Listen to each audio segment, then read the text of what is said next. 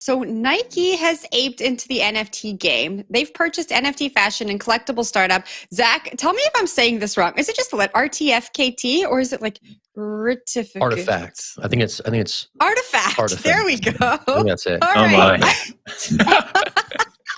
Big brains only. Big thoughts only. Anyway. All right.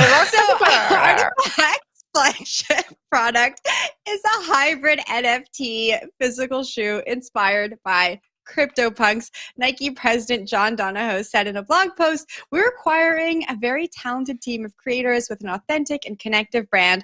Our plan is to invest in the Artifact brand, serve and grow their innovative and creative community, and extend Nike's digital footprint and capabilities." So Artifact has become known for creating fashion items that live in the metaverse and can also live in real life. And they've also implemented this kind of AR capability. So I think it was at Paris Fashion Week, or maybe it was just in Paris.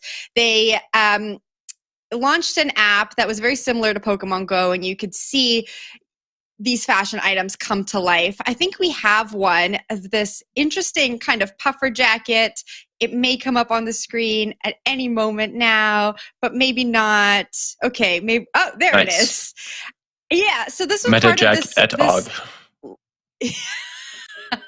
Sorry, interrupted you. It's MetaJacket OG. Yeah. Okay. Yeah, and so we think about like AR and AI in the metaverse, like we were just talking about, and it's really interesting that Nike is thinking this way. So, Zach, I'm gonna pass this off to you. What do you think of this acquisition? Definitely cool. They do shoes and stuff too, so I think it makes a lot of sense. I think it gives Nike a leg up right now when it comes to big brands in this metaverse land rush. So now they have a key weapon at their disposal, and I think it's going to be cool to see how they turn, again, what has been a niche phenomenon into something that can potentially resonate with more and more people. I think it's going to be interesting to see how that materializes, and if that materializes. You know, it's still an open question, right? These fads, they come, they go. How do you make these things into something that provides lasting value for a customer base that's as large as Nike's? So yeah, Artifact, they're cool, makes sense.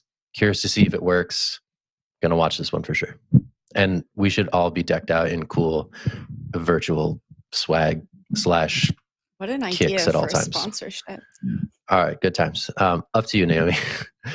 I just want to read out the description of this meta jacket because it's the coolest thing ever. So they say, over-the-top puffer jacket, anime ears and cuffs, power boost levitating necklace, hollow displays, polygon space jellyfish texture, unique edition, metaverse ready. Like, oh my God, I want to wear something like that in real life. Like levitating necklace. I don't know. This stuff gets really cool. And I think that we are going to even get to a world where we do have this hybrid interaction of metaverse apparel and real life apparel, whether it's through like AR goggles or whatever. Like we're heading in that direction, and I'm here for it because there's so much cool stuff you can do with fashion once we get there. But Jen, I'll throw it back to you. I just wonder, when we think about these big brands getting involved in the metaverse, when IP comes into play, and if IP is going to create borders around metaverses. Like, are we heading towards a world where I can only wear my Nike shoes in the Nike sponsored metaverse and I cannot interact with different metaverses? Or I just think there's a lot of legal questions that are going to unfold in the next few years as we build out these metaverses. And I think it's going to be an interesting time for intellectual property. I think it's cool. Yeah, I mean, they also do physical stuff, right? They made like actual shoes pegged 1-to-1 to the 10,000 CryptoPunks, right? So like it's an interesting project because the vision, I'd imagine, is the ability to merge the virtual and the real. And I think that they've shown some early promise in maybe achieving that. So the Nike acquisition, pretty rad. Naomi, last thought.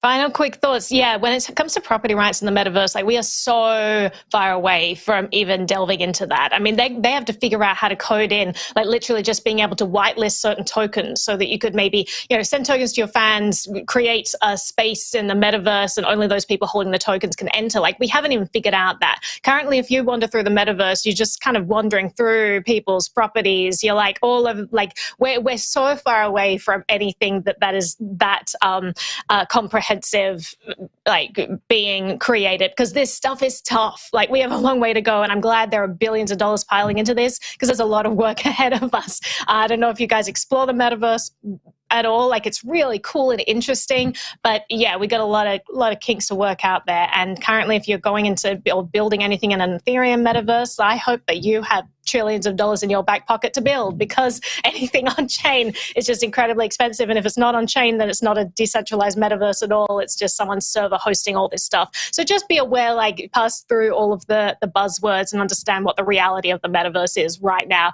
Very cool, lots of promise, long way from there yet.